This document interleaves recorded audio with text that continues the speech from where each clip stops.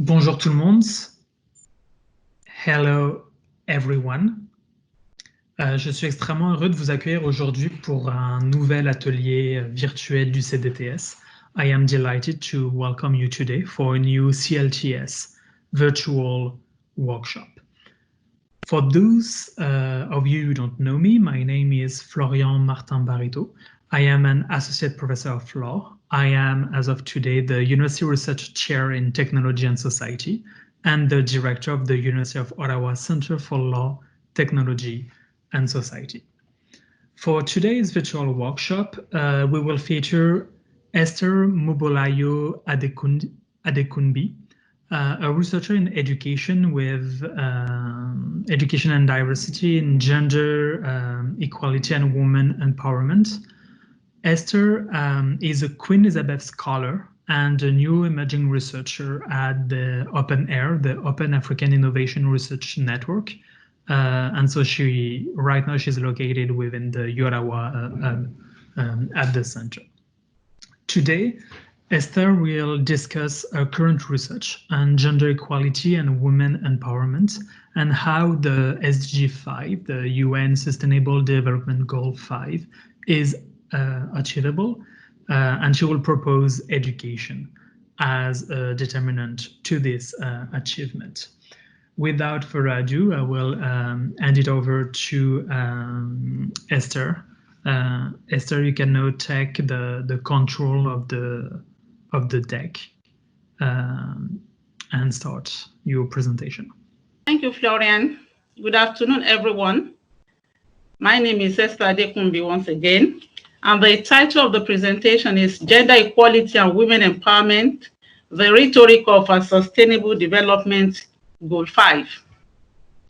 The rhetoric there. This presentation aims at achieving the following. 1, to draw attention to the present state of gender inequality globally, to make a case for the inadequacy of absolute reliance on the existing policies as a single case for solution, and recommend education as a key determinant to ending gender inequality, and empowering women.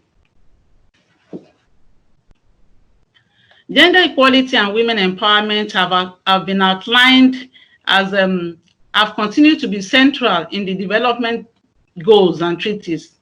They have been acknowledged as means to addressing injustice, poverty, and equality of men and women in decision-making and policy implementation. Gender equality is not just a fundamental human right, but a necessary foundation for a peaceful, prosperous, and sustainable world. But despite the outlined intent in politics, gender equality has proved very elusive. There's still so much inequality in gender globally. And this inequality comes in various forms. It could be economic inequality, it could be social inequality, and it could be inequality in leadership and politics. Now, economic inequality. According to UNDP, 70% of the world's poor are women. And globally, according to UNFPA, women aged 25 to 34 are more likely than men to live in extreme poverty, that is below $2 a day. 80% of minimum wage workers are adults, but out of this 80% adults, 59% of them are women. And when we look at the working age population in the workforce today, data shows that 76.1% are men, while only 49.6% are women. And among those women, majority of them are concentrated in the informal employment sector. They are overrepresented in the informal employment sector. The data here shows by region. In South Asia, we have 95% of women in the informal sector. We have in Sub-Saharan Africa, we have 89% of them. And in Latin America and the Caribbean, we have 59% of them. By informal employment sector, we are talking about people that work as street vendors, petty goods and service traders, subsistence farmers, seasonal workers, domestic workers, and industrial workers. So that means women are concentrated in that sector of the economy, and that accounts for why they are poor. It's one of the major reasons why women are poor. Another reason is the wide gender pay gap. Gender parity in the workplace. Now we have women are paid 16% less than men. That's in the workplace. That's a wide gender parity. And according to International Labour Organization, it will take more than 70 years to close the currently existing gender pay gap. And what are the reasons for the pay gap? Some of the reasons are women being overrepresented in the informal sector, where they are low paid. And even among those that are in the formal sector, they are concentrated or overly represented in sectors of the economy that is not well paid, like majority are in teaching profession or nursing profession. And these professions are not highly paid as some others. And research has also shown that even among those that are well paid, when women perform the same role as men in a particular organization with the same educational background, in some cases, they are still paid less. Now, only 1 in 4 managers are women. And talking about access to finance, when we look at the number of women that hold accounts at financial institutions, it's far below that of men. In developing economies, we have 59% of women having accounts at financial institutions, whereas men, we have 65% of them. And globally, it's 67% of women that are holding accounts at financial institutions, whereas for men, it's 72% of them. There's also inequality in property ownership. Globally, 39% of employed women are working in agriculture, forestry, and fisheries. But out of this, only 14% of them are landholders, even among those that are working in the agricultural sector. That shows that they do not even have the resources on which they depend for their work. So when there are crises such as climate emergency and some others, they are the first to be hit because they don't have access to such resources. Now, even in old age, there's gender inequality. According to UN Women in 2019, when we look at the people that are retired, that are not having regular pension, it was discovered that only 35% of them are men. But a whole lot of 65% of women are retired without any regular pension. And what accounts for this? Majorly, it's because many of those women worked in the informal sector of the economy, where there are no retirement benefits, where there's no pension, and sometimes no paid sick leave. And so even in old age, they're economically backward. Only 67 countries have laws against gender discrimination in hiring practices. And in 18 countries, husbands can legally prevent their wives from working. So that shows even in decision making, women do not have any access or do not have any power to make decisions on things that pertain to their life. Another area of inequality is in unpaid care work. The burden of unpaid care work rests solely in most cases on women. According to UNFPA, women on average do 3 times as much unpaid care and domestic work as men. And this has long-term consequences for them. It could be economic consequences, it could be ill health. The report shows that women put in 4.1 hours per day, whereas men put in 1.7 hours per day in unpaid care work. And UN Women in 2019 shows that in paid work, out of 10 hours in a day, in developing countries, women put in 5 hours, 9 minutes. And in unpaid work, they put in 4 hours, 11 minutes.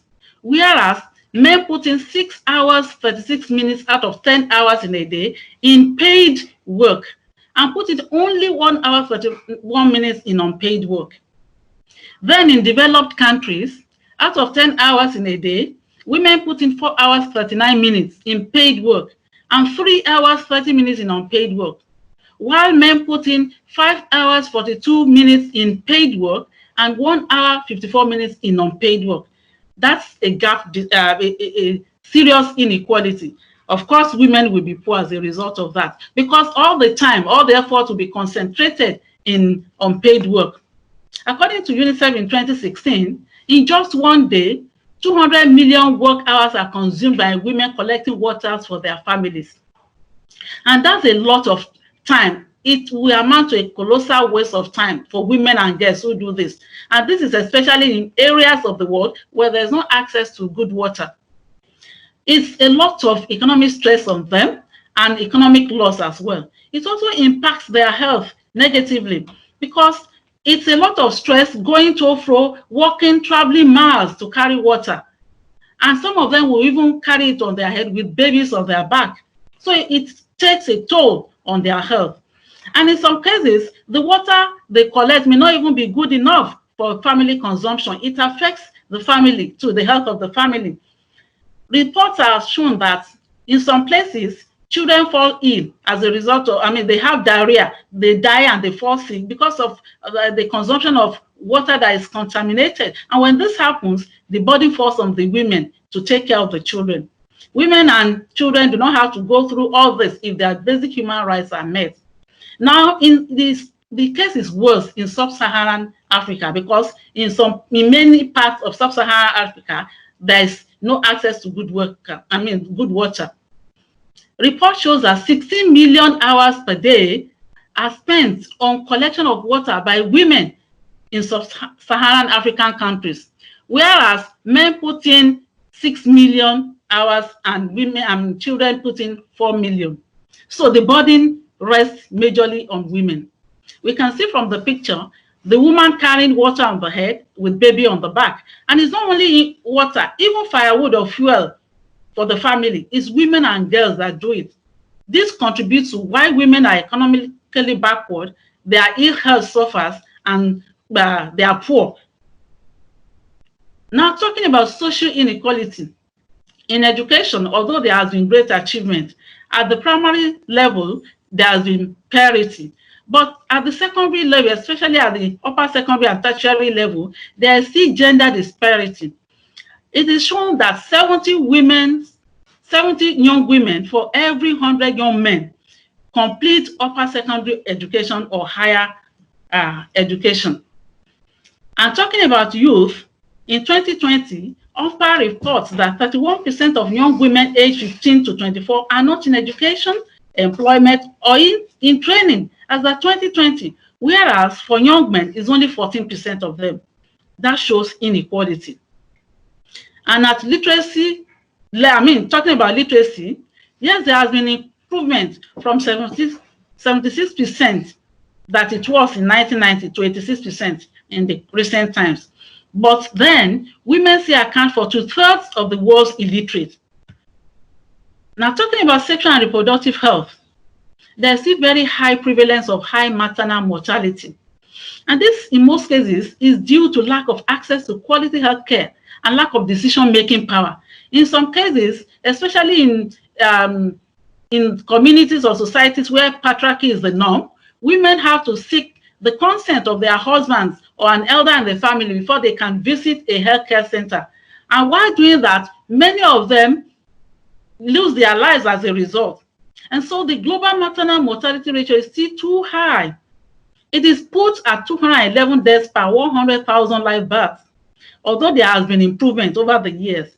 Still, 190 million women of reproductive age worldwide who wanted to avoid pregnancy did not use any contraceptive method in 2019. And of the estimated 5.6 million abortions that occur among adolescent girls, 3.9 million of them are unsafe. And this continues to contribute to the high rate of maternal mortality ratio. Now, as said, there has been improvement in maternal deaths. There has been 44% fewer maternal deaths over the years. But despite that, there are still 830 women that die every day from preventable pregnancy-related causes. Majority of this, 99% of them, occur in developing countries. There's also inequality in leadership. We are talking about politics and senior management roles. Yes, there has been improvement. The percentage of women in parliament has doubled in the last 25 years. But you see a wide gap from the expected, because as it is today, It's only 24% of women that are in parliament today. That is not what is expected at this time. And in senior leadership, senior management, 33 women CEOs lead Fortune 500 companies today. It's still a far cry. That's 7% of all CEOs. That shows women are not represented. They are underrepresented at the senior management level and in politics. 1 in 4 seats are held by women in national parliaments as at 2020, according to UNFPA. Even in matters that border on women's lives, women are not involved in policy and decision making because there are very few in politics.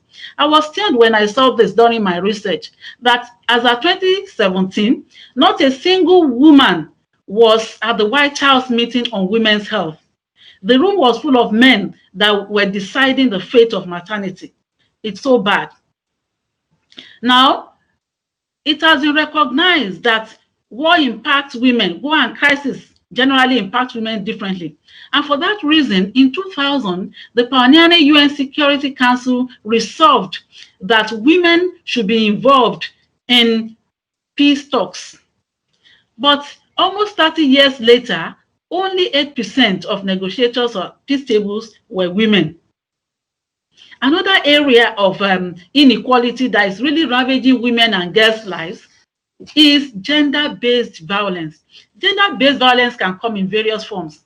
This includes trafficking, honor killings, harmful traditional practices such as female genital mutilation and forced early marriage, intimate partner violence, which includes physical, sexual, or emotional abuse, then conflict-related sexual violence. Whatever form it takes, whether at home, on the streets, or during war, violence against women and girls is a human rights violation of the highest order.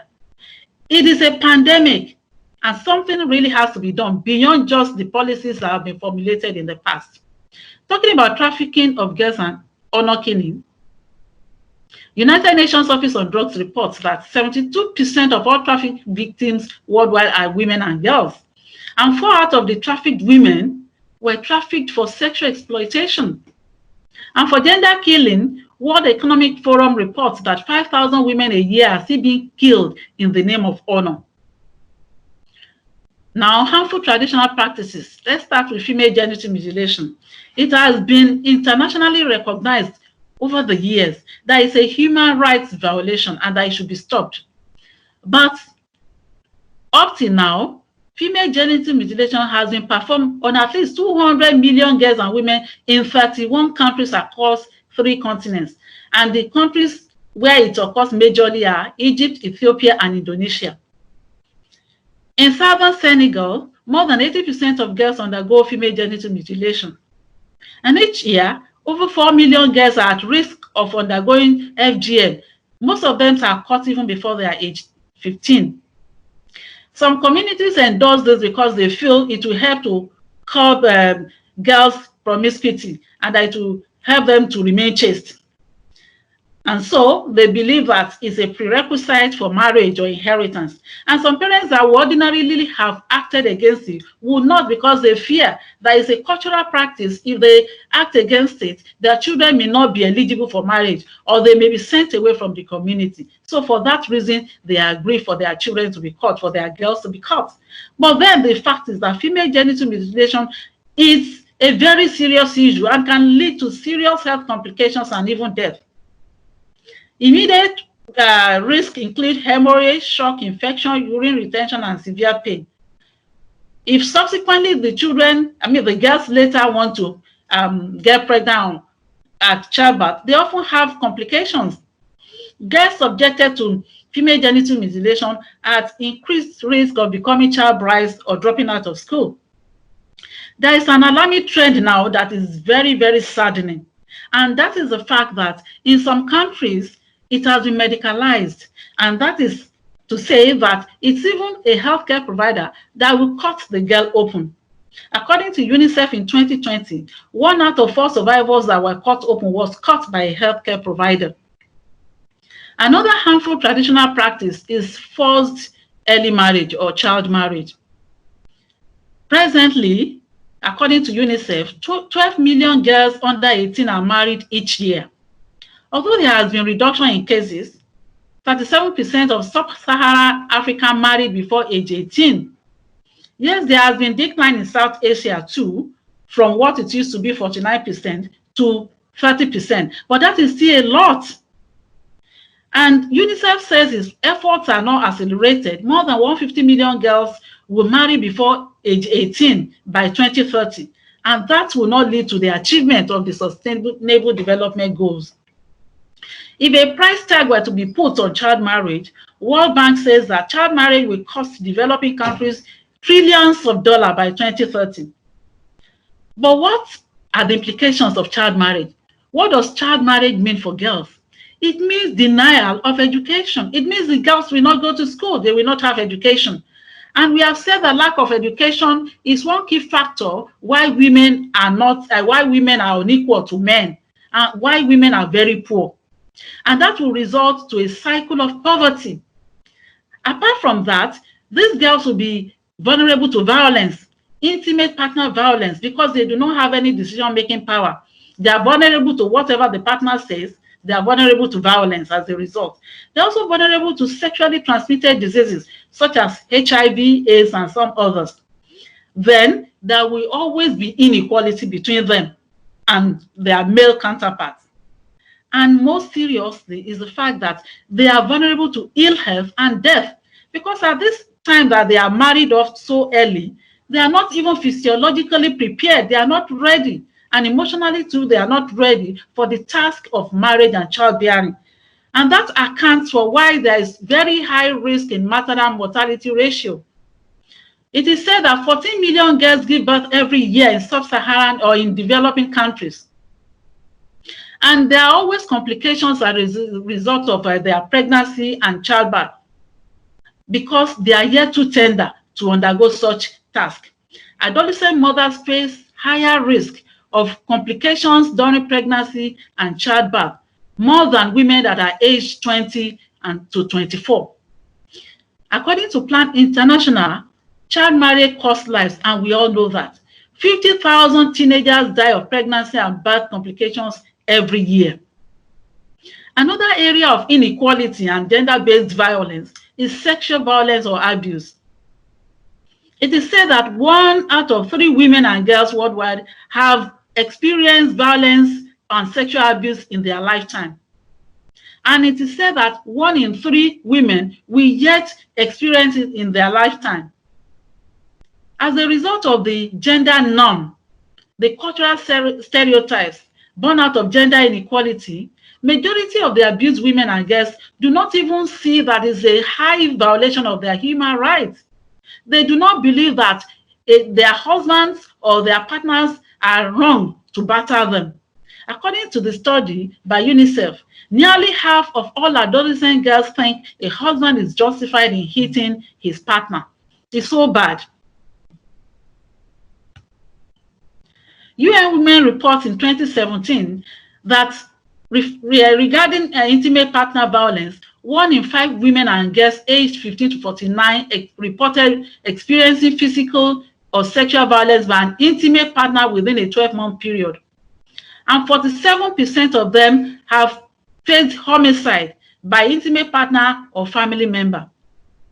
It's even worse and more terrible that in 49 countries, there are no laws specifically protecting women from domestic violence. And in 37 countries, perpetrators of rape or sexual violence are exempted, provided they subsequently marry the girl or woman. It's so bad. And this leaves the men or perpetrators to carry out such acts with impunity, because nothing happens in such countries. Again, in 2020, UN Women reports that globally, 243 million women and girls within that same age have been subjected to sexual or physical violence perpetrated by an intimate partner in the previous 12 months. In most places where such violence occurs, there is what is called culture of silence, according to Paulo Freire. Many of those people that are assaulted, the girls and women assaulted, do not even seek medical or professional help. Many of them do not even speak out, indicating that there must be barriers and lack of confidence in justice systems. Some of the reasons could include fear of retaliation by the perpetrators, fearing that they may attack again later. It could be as a result of guilt or shame or fear of being blamed. Some months back in Nigeria, there was an incident of a very popular actress who came out to give a shout that she was assaulted while she was a teenager. And to my greatest shock, some of the people in the community were condemning her. And such is always the case in most places. Because of that, some of the abuse do not even come forward to report. Lack of confidence in the abilities or willingness of professionals to help could also be a reason. Then lack of knowledge about available support services and mistrust of law enforcement. And in some places, social norms can affect a survivor's reluctance to come forward or dictate to whom he or she will look to for assistance.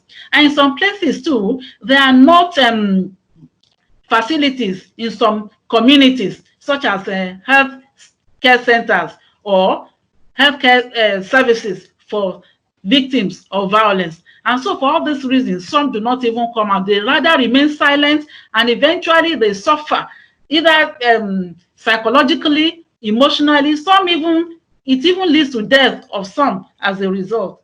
But why does violence against women matter? It matters because it has been seen, it has been realized that it's a pandemic. In 1993, the UN General Assembly made a declaration on the elimination of violence against women and provided a framework for action to be taken against it. But it's surprising that so many years later, 1 in 3 women experience physical or sexual violence, mostly by an intimate partner, according to UN Women in 2019. That shows that not much has been achieved. Again, in 2019, realizing how lethal gender-based violence could be, the United Nations issued some 3 stamps that border on gender-based violence, sexual exploitation, and abuse.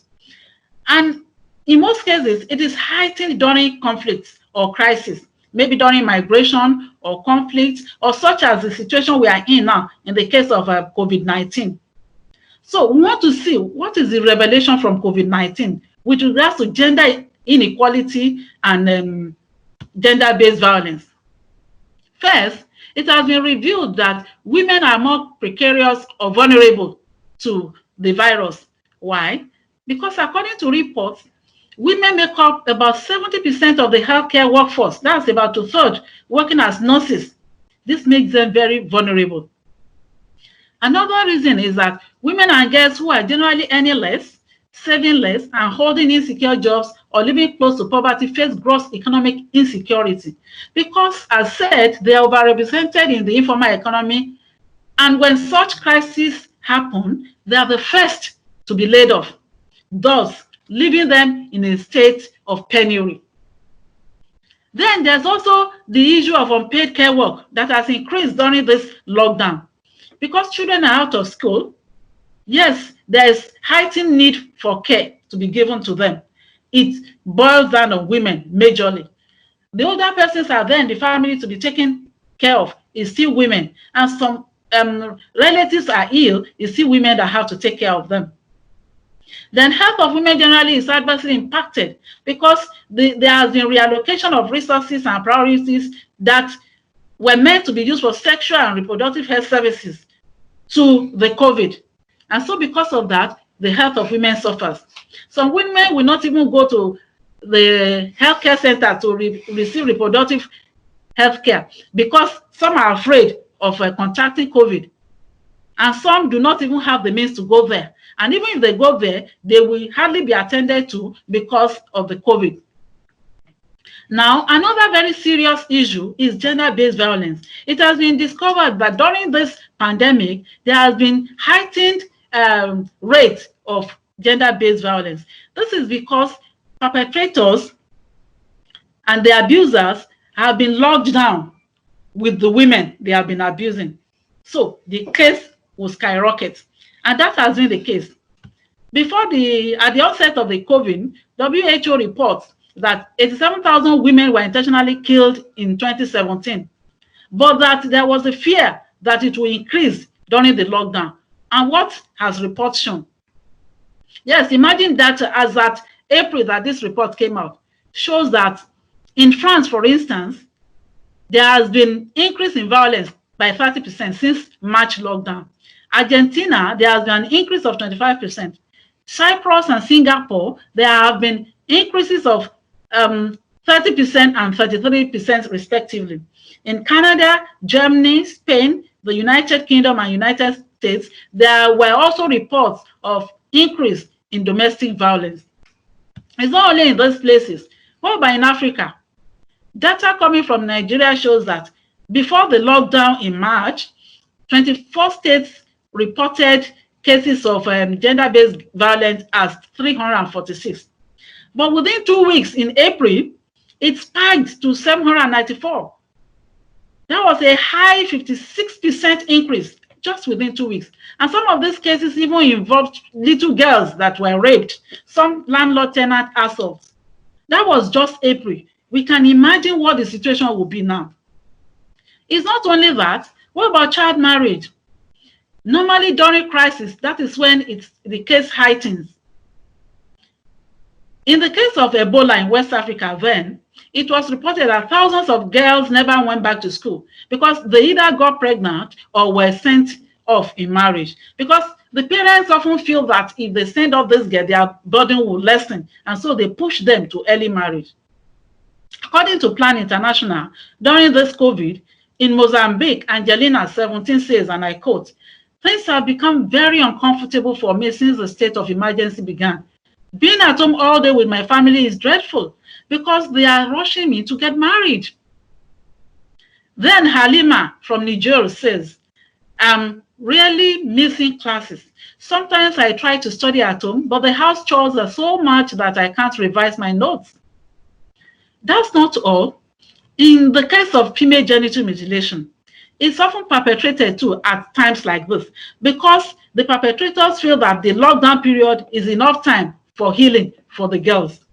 A recent case was reported in Egypt of some 3 girls below age 18 who were caught under the guise of being given coronavirus vaccination. And it was even terrible because a doctor connived, the father connived with a doctor to do that, and the girls were drugged and were caught. This is ironic because the practice has been outlawed since 2008 in Egypt. This practice is not only in Egypt, all over the world is happening and is affecting the lives, the health of women and girls. Now, having said all of this, what is the way forward? It's just beyond policy formulation because there have been policies upon policies and not much has been achieved. We should go beyond the formulation of policies now. We should go back to the drawing board and ensure that women are uplifted from poverty. Poverty can end if women are given education. So there should be investment in girls and women's education. Investing in girls is not just the right thing to do, it's the smart thing to do. This is because investment in women leads to overall security. It's viral. Women and girls have been referred to as untapped human resources because almost half of the world population are women. And if the majority of those women are not developed, there's no way they could contribute their quota to the development of their community, their nations, and the world. And so they will remain untapped human resources.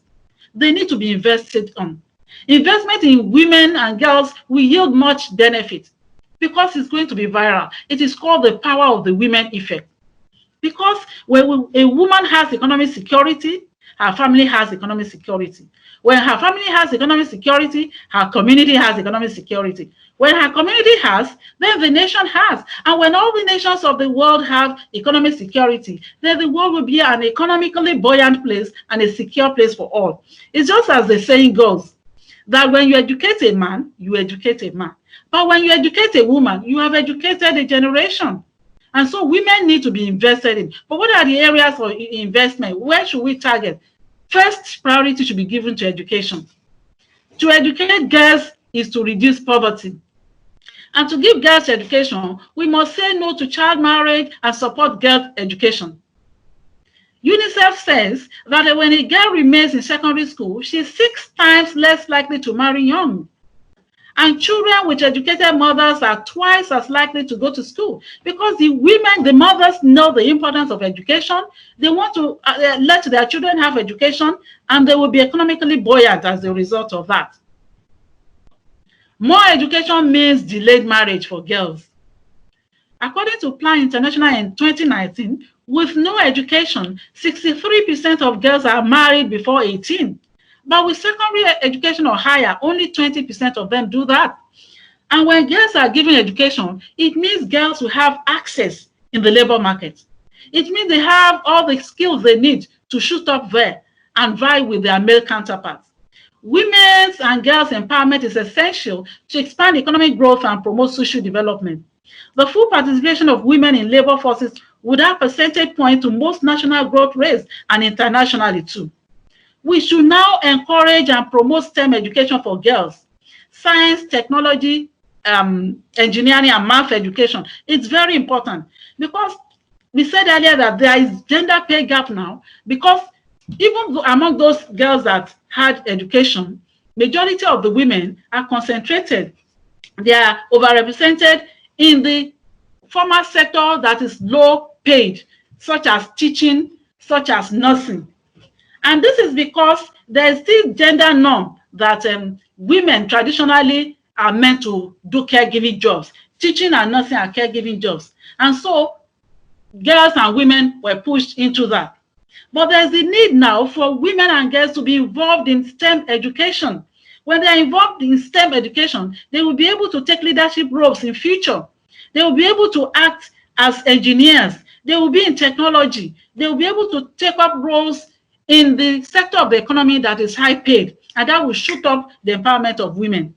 Encouraging and promoting skill acquisition for women is very good to their empowerment.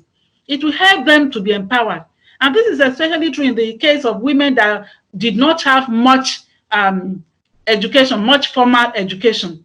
We want to ensure that they are given skills, they are empowered.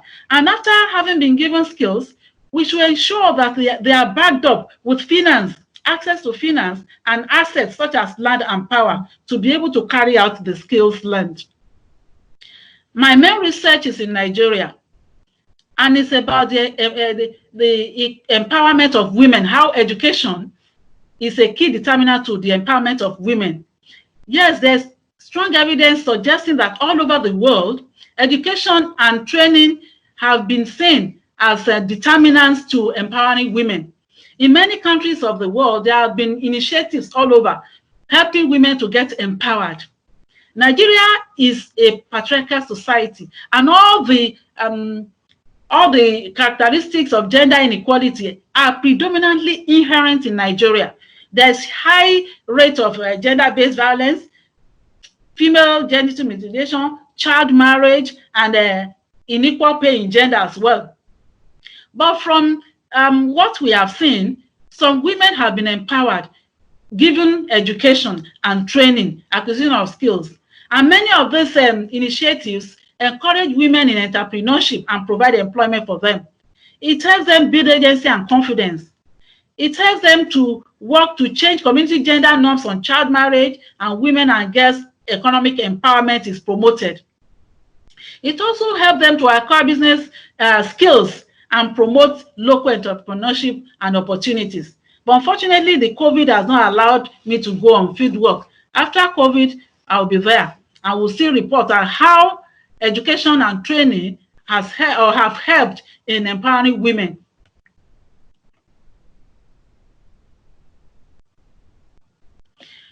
Yeah, I want to ensure women's access to health and promote fairness and equity in labor.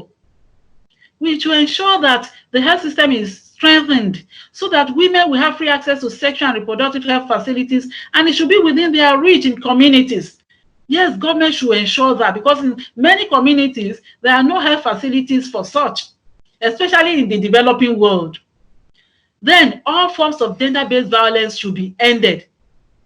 Gender-based violence is lethal. It is a pandemic. It should be ended. And for those victims that are experiencing it, there should be support services provided for them. There should be a drive transformative change for equality by addressing the care economy, paid and unpaid. The burden of unpaid work should be shared equally between men and women, among men and women, not only be rested on women. And also the sector of the formal economy that has overrepresentation of women should be boosted, so that teaching profession and nursing profession, because it's in the care profession, so they should be boosted so that economically they will be viable. Then there should be targets on girls and women's response to show that all those responses that are aimed towards equality and empowerment of women should be a target. There should be gender lens to all such design. Women should be involved in politics and leadership. We need more women in power, because women know how to multitask. They are, in most cases, better placed to understand how to deal with several factors, whether economic, social, health, and food security, and especially in climate change crisis and conflicts. Evidence has suggested that women that were involved did so well. The result has always been success. So we want to ensure that women are involved, because women had wired a lot. They are very resilient. They know how to navigate during crisis, and they know how to provide solutions. So they should be brought in. They should be involved. According to the COVID-19 policy brief by United Nations, evidence has shown that if women are not involved in economic planning and emergency response, the results in some cases are less effective and can even do harm. And beyond individual women, we want to involve organizations too. It's majorly these organizations, NGOs, civil societies, in most cases, that empower women through the initiatives they give. So there should be encouragement, they should be supported, they should be represented, so that women will be empowered. Then, to show that there is so much gender inequality, during this campaign for involving women in COVID-19 response, it's only Canada as a country that has 50% of the national response team being women. So many other countries have not even involved women, and others that have less than that. So there needs to be more than just policy. We should be more rigorous about it, because the achievement of full human potential and of sustainable development is not possible if 1/2 of humanity continues to be denied of its full human rights and opportunities. And because promoting gender equality and women empowerment has a multiplier effect for achieving sustainable goals. Yes, as said, it's viral. When a woman is empowered, more people are empowered.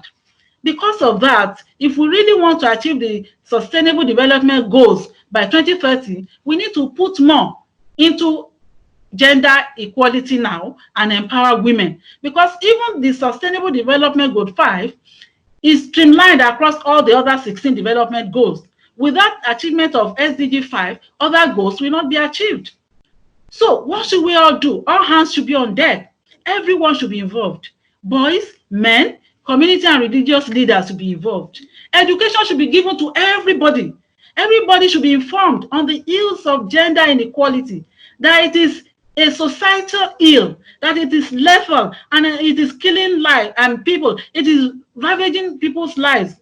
They should be educated on what it takes to empower women. During this COVID, everybody was involved. Even in the remotest villages, there was education for everybody on what to do to end it. So it should be the case with gender equality. The whole world should be informed.